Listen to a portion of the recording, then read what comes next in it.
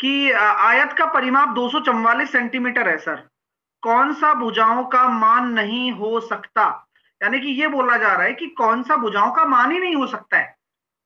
ठीक है, देखते हैं। अगर मैं आयत के परिमाप की बात करूं तो आयत का परिमाप होता है 2 इंटू लंबाई प्लस चौड़ाई, एम आई राइट?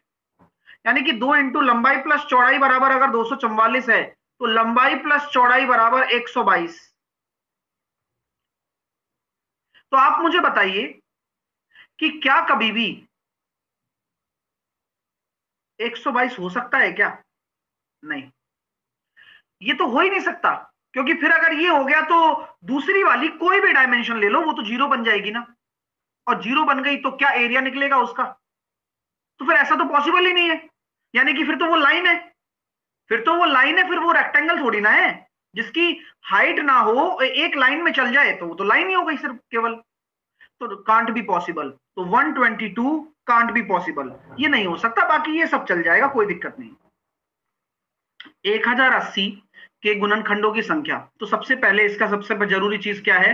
प्राइम फैक्टराइजेशन करना।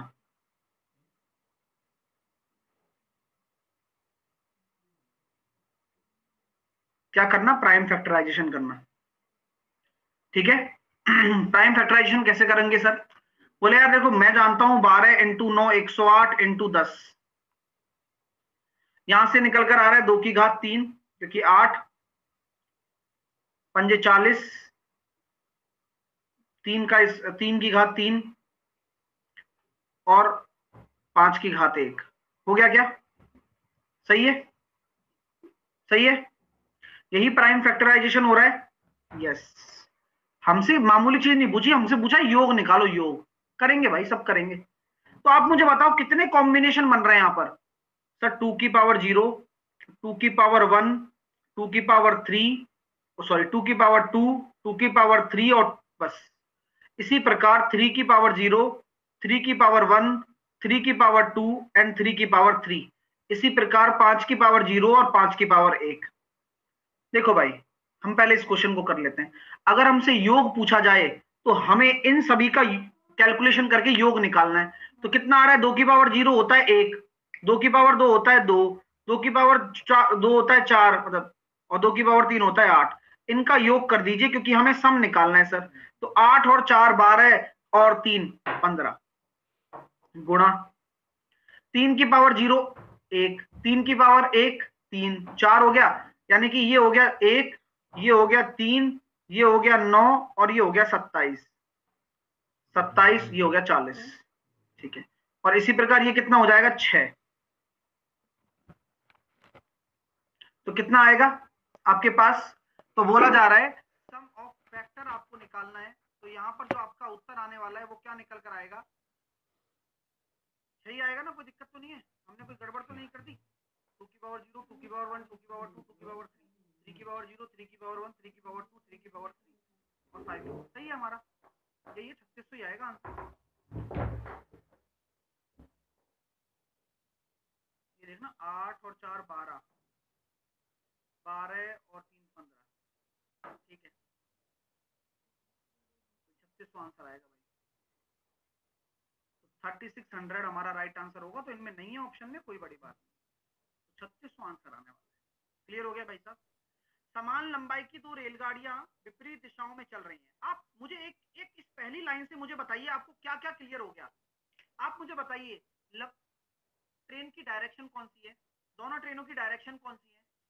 बोलिए। सेम है, सेम डायरेक्शन है सर। तो सेम डायरेक्शन होता है तो what is the speed of relativity? क्या होती है रिलेटिव स्पीड? क्या हो जाएगी? सापेक्ष चाल। तो सर सापेक्ष चाल समान दिशा में तो घटती है, यानी कि 108 में से आप 72 घटा दीजिए। अच्छा, विपरीत दिशाओं में जा रही है तो जोड़ देंगे, तो कितना हो जाएगा? 180 हो जाएगा, क्योंकि विपरीत दिशाओं में जा रही है और समान लंबाई की है, माफ कीजिएगा, समान लंबाई की है। तो लंबाइयां अगर समान है तो क्या हो जाएगा? ऑलवेज, ऑलवेज अगर जुड़ता है तो यहां मैं कह दूं दोनों लंबाइयां समान है तो 2l हो गई, 2l हो गई। 180 उसकी किसमें है? किलोमीटर प्रति घंटा में है। इसको मीटर प्रति सेकंड में बदलने के लिए 5/18 का गुणा करूंगा ही करूंगा, और टाइम आपका दे रखा है 10।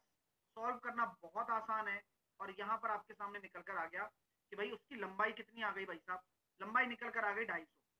प्रत्येक ट्रेन की लंबाई निकल कर आ गई 250।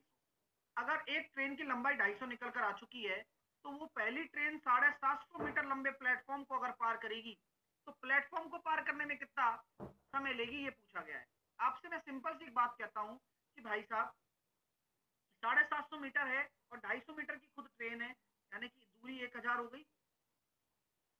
स्पीड कितनी है पहले वाले की 72, इसको फिर से मीटर प्रति सेकंड में बदल दिया और टाइम निकाल दिया इस बार। तो अलग अलग शर्त के लिए आपको डिस्टेंस बराबर स्पीड इंटू टाइम लगाना है। 18 चौके 72 और 20 से काटेंगे तो टाइम निकल कर आ जाएगा 50 सेकंड। 50 सेकंड आपका राइट आंसर। उम्मीद करता हूं सबने जामा पहना दिया होगा। और यही यदि चक्रवर्ती ब्याज पर कोई धन 4 साल में 3 गुना हो जाता है, यानी कि 4 ईयर में 3 टाइम्स हो गया। चक्रवर्ती ब्याज है, ध्यान रखिएगा। तो कितने सालों में स्वयं का 27 गुना होगा? 27 गुने की बात कर रहा है, तो आप इस 27 को 3 की पावर में लिखिए। तो क्या लिखोगे? 3 की घात 3। तो कितने साल में होगा? 3 इंटू 4, 12 साल में। बस कितना प्यारा सा कॉन्सेप्ट है, चक्रवर्ती ब्याज के हिसाब से है, इसलिए हमने वो n-1 वाला नहीं लगाया। डियर स्टूडेंट, बढ़िया क्वेश्चन है, आइए सीखते हैं, मजा भी आएगा आप लोगों को सीखने में। बोला जा रहा है सर MNQ 38 सेंटीमीटर की भुजा एक वर्ग MNOP के अंदर बनाया गया है। अच्छा, तो समझ में आ गया ना कि MNOP और इसके अंदर क्या बनाया गया है? एक ट्राइंगल बनाया गया है जिसका नाम है MNQ और QOP पर है। अब आइए दिमाग लगाइए थोड़ा सा, आएगा अगर आप सुबह 11 बजे वाली क्लास भी पढ़ रहे हो, क्योंकि कंसेप्ट तो मैं हमेशा कराऊंगा आपको बढ़िया बढ़िया। अब लगाते हैं दिमाग से। अब क्यू ओपी पर कहीं भी हो सकता है। अब आपसे बोला गया है sir Q M triangle M P Q यानी कि एक मैंने इसको मान लिया और NOQ 2 मैंने इसको मान लिया। आपको इसका क्षेत्रफल निकालना है और 38 सेंटीमीटर की भुजा वाला वर्ग है, यानी कि ये आपका 38 सेंटीमीटर दे रखा है। मेरे दोस्तों बुरा मत मानिएगा, आपको मैंने पहले नहीं बताया क्या चीज, डायरेक्टली कर सकते हो। बोले सर 38 का स्क्वायर करूंगा और बटे 2 कर दूंगा। 38 का स्क्वायर होता है 1444, बटे 2 करूंगा और आंसर निकाल के दिखाऊंगा 722। ऐसा कैसे कर दिया आपने? क्योंकि सर आपने ही तो प्रॉपर्टी लिखाई थी कि जब कभी भी या तो समांतर चतुर्भुज हो या कोई वर्ग हो या कुछ भी हो, अगर अंदर एक ही समान आधार पर एक ट्राइंगल बन रहा हो तो वह जो ट्राइंगल होगा उसका क्षेत्रफल इस वर्ग के क्षेत्रफल का आधा होगा, यानी कि जो triangle M O Q N का जो एरिया होगा वह वर्ग के क्षेत्रफल का आधा होगा। देखो यार, ये 1/11 दिक्कत दे रहा है, लेकिन यहां से तो सीरीज बन गई ना। 2 into 3, 3 into 4, 4 into 5, 5 into 6, 6 into 7। अच्छा, इसी तरह से 10 इंटू 11। तो आपको पता है अगर मुझे इसको हल करना हो तो मैं कैसे करूंगा? 1/डिफरेंस, 1/फर्स्ट टर्म -1/लास्ट टर्म। डिफरेंस तो एक आ रहा है, फर्स्ट टर्म कितनी है? 1/2। लास्ट टर्म कितनी है? 1/11। अभी रुक जाना, मैं केवल इसको सॉल्व कर रहा हूं अभी। इस 1/11 को तो लास्ट में काम बुला लेंगे, बोले तू आजा तेरा भी काम करते हैं, चलो। तो यहां से हमने इसको सॉल्व किया, 11 एकम 11, 2 एकम 2, तो ये आया 9/22। और ये कितना हो जाएगा सर? 1/22, तो मैंने कहा 2/22, तो मैंने लिख दिया इसको 11/22, तो 1/2। भाई मजा आया, ये मैंने बाद में यूज किया है, ठीक है। यहाँ पर 1/11 को मैंने 2/22 लिख दिया, जिससे कि डिनोमिनेटर सेम हो जाए। क्लियर हो गया? सी बात कहता हूं कि ए बी को बेचता है। मान लीजिए ए ने 100 में खरीदा, बी ने कितने? 120। ये बी का क्रय मूल्य है और ए का विक्रय मूल्य है। और बी ने सी को बेचा, तो आप मुझे बताइए कि 120 में अगर बी खरीद रहा है तो 10% के प्रॉफिट पर 132। डायरेक्टली करो ना, क्या दिक्कत है? ये बात तो सर समझ में आ रही है हल्की फुल्की, ठीक है। तो यार ऐसी बात है कि अगर ये 132 है तो यहां मेरा कॉन्सेप्ट ये कहता है आप लोगों से कि अगर मैं 132 को किसके बराबर कर दूं? 9800। एक रेशो की वैल्यू कितनी निकल कर आ जाएगी सर? ए का कोई दिक्कत आ रही है क्या? चलिए, तो एक रेशो की वैल्यू कितनी निकल कर आ गई? 150। कोई दिक्कत? कोई दिक्कत नहीं सर, बढ़िया चल रहा है, कोई टेंशन नहीं है। अब क्वेश्चन को समझो। सी ने समान वस्तु ए से खरीदी होती, यानी कि सी क्या कह रहा है कि मैंने अगर समान वस्तु ए से ही खरीदी होती, गड़बड़ देखना, गड़बड़ कहां से हो रही है। सी कहता है कि यार मैंने अगर समान वस्तु ए से खरीदी होती तो उसे बी द्वारा किए गए खर्च से 5% कम खर्च देना पड़ता। सर 132 कैसे आया? अरे भाई क्वेश्चन को तो पढ़ लो तुम, बिना क्वेश्चन पढ़े नहीं आएगा 132। बोल रहा है ना 10% का लाभ हो रहा है, तो सोचा करो कि यार ये 10% का लाभ कैसे किया होगा सर ने। अच्छा, सर ने 110/100 लगाया होगा। हाँ, ऐसे थोड़ा जल्दी होता है। अब अगर आप पढ़ रहे हो तो सबसे बड़ी चीज यही है कि आप पढ़कर आए होंगे सारी चीज, मुझे ऐसा लगता है ना। प्लीज चलिए अब थोड़ा सा समझ लीजिए, क्योंकि कॉन्सेप्ट यही दिक्कत करेगा फिर आपको, है ना। आइए प्लीज